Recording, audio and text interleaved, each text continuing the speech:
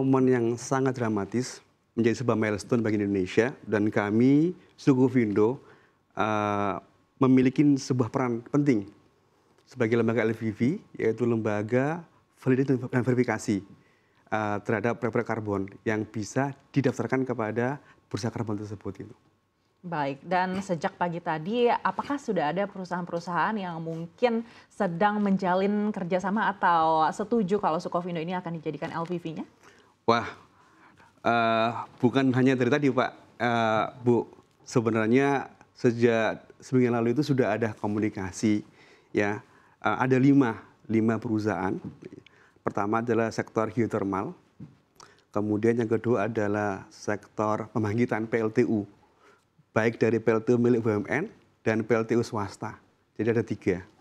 Satu lagi di sektor Avolu, yaitu dia punya program kehutanan dan berencana mau berikatan dengan Sukovindo. Jadi 5 ini adalah yang emerging yang akan kami kelola gitu. Baik, menarik sekali. Tentunya dibutuhkan juga pengetahuan tambahan untuk SDM yang berada di Sukovindo, begitu. Mungkin boleh diceritakan seperti apa sih persiapannya? Ya, memang Sukovindo baru terakreditasi oleh KAN dan terdaftar di SRN itu sejak tahun 2023 ini. Tapi kami sudah menyiapkan sejak 2 tahun yang lalu. Kami tentu memiliki partner di luar negeri yang kami bisa belajar secara luring dan daring ya. Dan juga punya expert di Indonesia yang bisa kita undang untuk memberikan insight bagaimana sih menjadi sebuah lembaga LVV. Dan terakhir adalah kita membuat semacam piloting. Dan bersyukur produk yang hari ini di launching adalah SPE dari Lahendong. Itu adalah proyek pertama kali dari Sukovindo. Jadi kami menganggap bahwa Lahendong sebagai sebuah proyek bagi Sukovindo untuk mengasah kemampuan sebagai lembaga LVV. Baik, lalu seperti apa Sukovindo ini memastikan proyek-proyek yang ada ini memang sesuai dengan standar keberlanjutan yang tinggi? Baik, bagaimana mengukur proyek karbon memiliki standar keberlanjutan? Jadi diksi keberlanjutan ini harus hati-hati cara mencermatinya. Ya.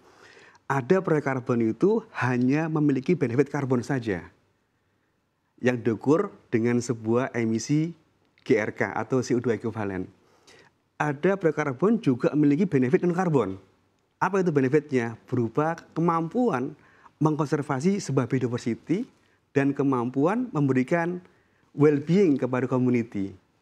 Nah, disinilah Sukovindo hadir memastikan. Gimana caranya? Satu, bahwa proyek tersebut itu harus terdaftar di dalam SRN. Sistem Registri Nasional PPI, pengendalian perubahan iklim di KLHK. Yang kedua adalah proyek tersebut itu harus mengacu metode dan nyusunnya dengan standar yang diakui secara nasional dan internasional. Ketiga, proyek tersebut itu harus juga diverifikasi oleh lembaga independen.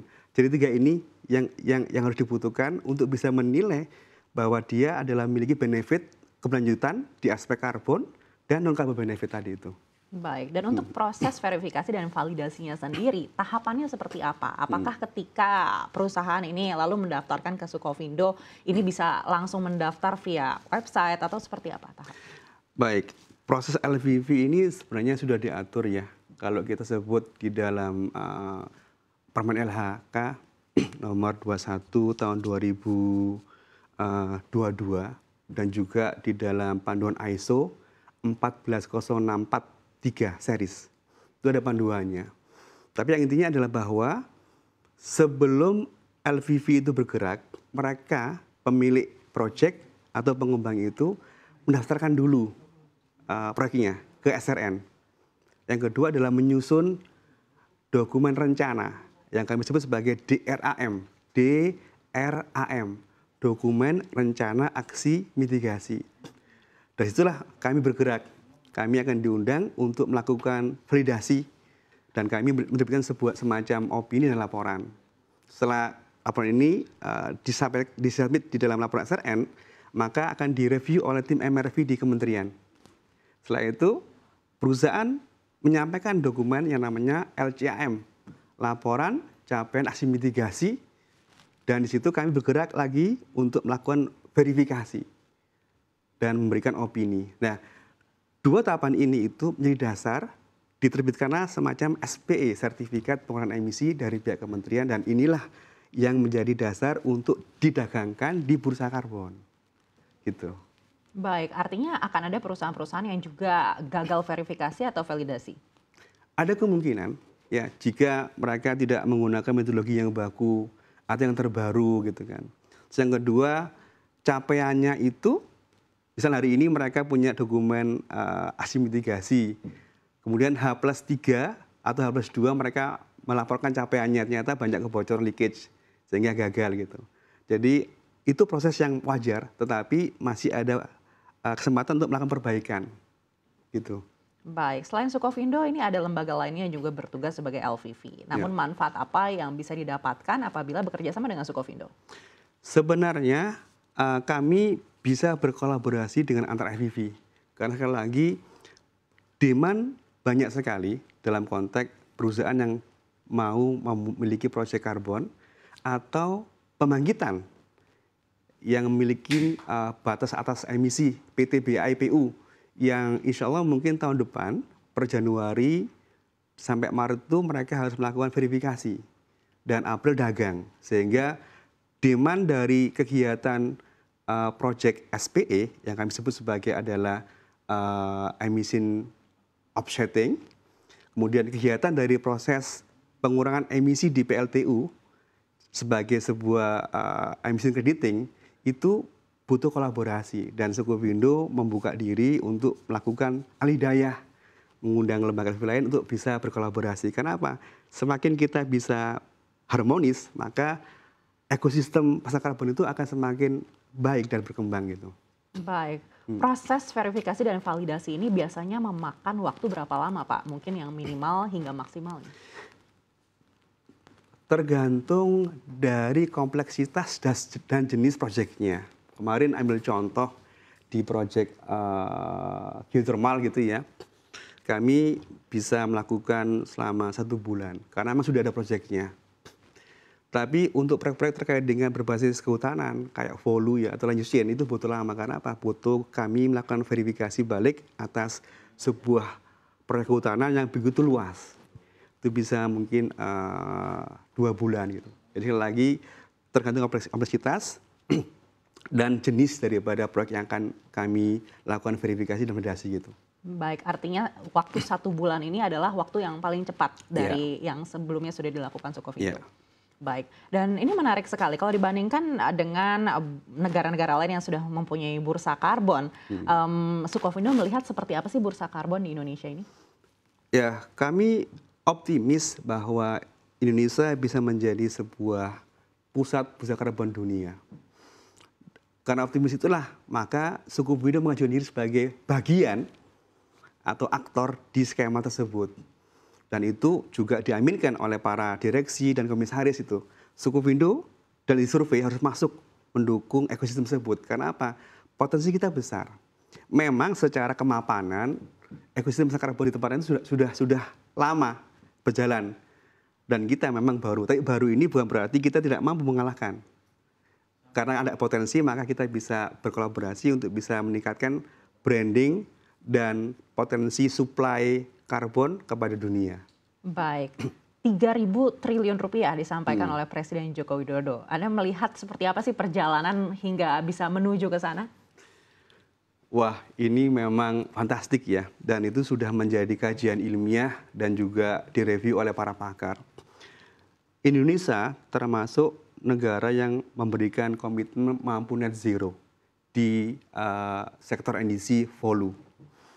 Dari mana itu? Dari forestry, dari land use change, kemudian NBS. Sehingga proyeksi bahwa Indonesia memiliki potensi untuk mengurangi menjadi net zero 2030 melalui Volu itu dikonversi menjadi sebuah nilai.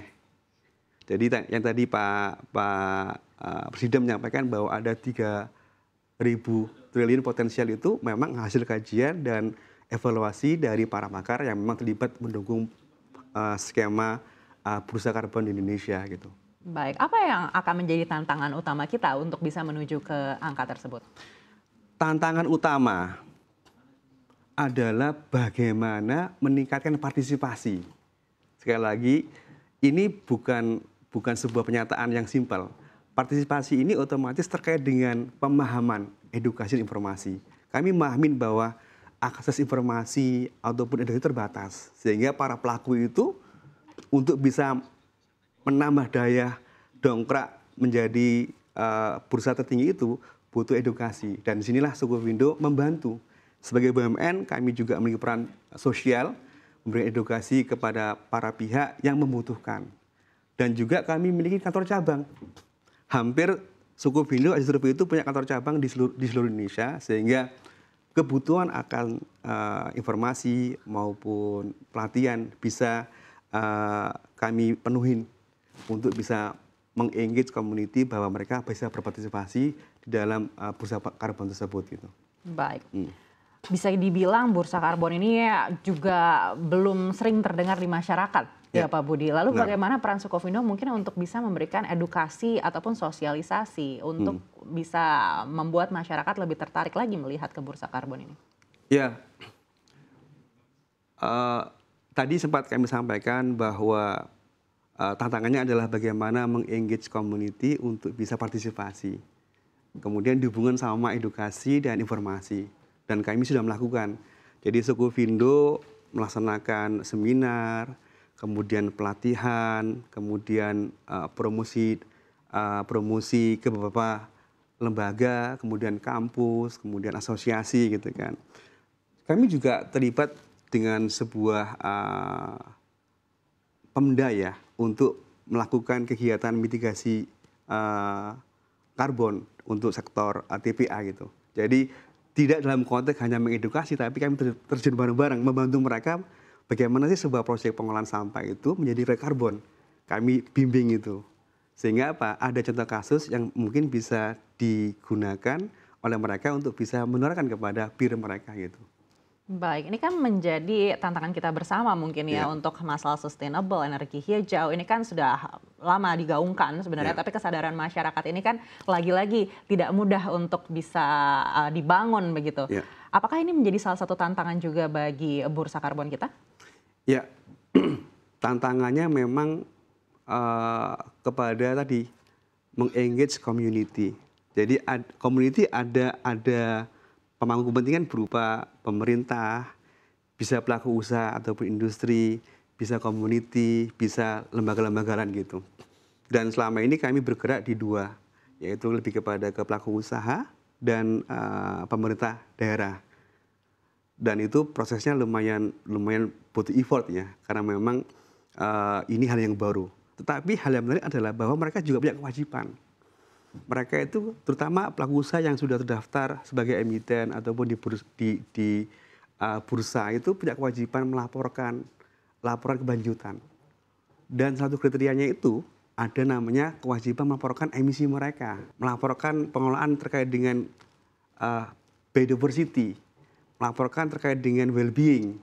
Maka kami meng-engage bahwa ingat loh Anda punya kewajiban melaporkan di laporan keberlanjutan.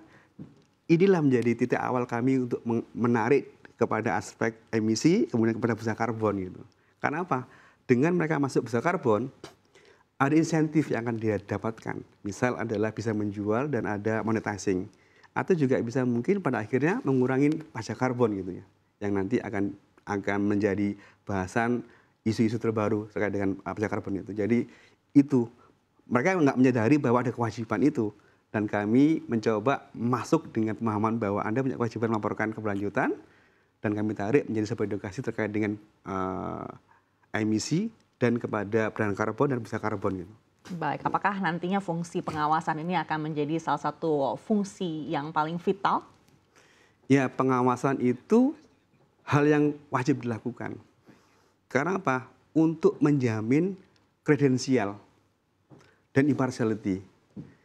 Dua ini yang menjadi topik yang harus dijamin. Pengawasan pemerintah kepada kami sebagai aktor yang melakukan verifikasi, pengawasan kami kepada pelaku usaha yang punya program. Itu sesuatu yang harus dibutuhkan. Sekali lagi, untuk memastikan bahwa setiap tahapan pengajuan proyek karbon dan dia absah dapat sertifikat pengurangan emisi, dan dia APSA terdaftar di SRN, dan dia APSA sampai masuk ke dalam bursa karbon, pemantauan dan pengawasan itu dibutuhkan. Jadi top down ya, pemerintah mengawasin kami sebagai aktor yang memiliki kredibilitas, kami mengawasin proyek tersebut bahwa proyek itu memiliki impact yang tinggi dan benar gitu. Baik, Pak Budi tadi Bapak sampaikan sudah ada sekitar 5 perusahaan yang saat ini mungkin sedang dalam proses pengikatan. Ya. Mungkin boleh disampaikan target ke depannya seperti apa atau ada bocoran sedikit perusahaan-perusahaan mana yang mungkin di tahun 2024 ini akan bergabung? Aduh, bocorannya nih, Bu Aneka. Kalau bocorannya sebenarnya kalau tadi sempat mendengarkan pidato daripada Bapak Kemenko Marves dan Bapak Presiden, itu bahwa dalam waktu dekat ini ada pembangkitan PLTU yang harus melakukan verifikasi atas cap atau threshold mereka. Dan itu harus dilakukan pada bulan Januari, Maret tahun depan. Maka perusahaan pembangkitan itu menjadi pelanggan kami, calon. Ya, apakah itu sebagai perusahaan yang BUMN ataupun tidak. Itu bocorannya satu. Tidak boleh disebutkan namanya ya Pak? Sebenarnya saya ingin menyebutkan, tapi saat ini pasti para audiens juga memahami bahwa oh ternyata mereka adalah pelaku. Kenapa? Ada 99 PLTU yang memang wajib dilakukan verifikasi untuk skema emission crediting PT BIPU sebagaimana Permen ESDM nomor 16 tahun 2022. Kemudian geothermal. Ini perusahaan swasta, mereka juga terdaftar di luar negeri juga, skema asing, mau masuk ke konversi, dan juga punya 3 proyek lagi. Itu Jerman itu. Kemudian yang 2 tadi itu adalah sektor kehutanan. Ini perusahaan tambang, dan punya komitmen kuat banget, bahwa saya harus mengkonservasi sebuah area sebagai buffer stok saya.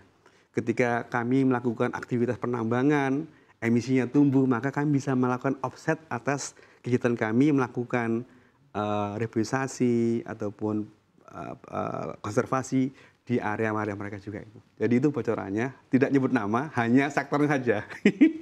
Baik, menarik sekali. Sekali lagi terima kasih Pak Budi Utomo sudah bersama kami dalam diskusi kali ini di Sustainable Future. Baik, terima kasih Bu Ana dan semoga bisa ketemu lagi di sesi lainnya.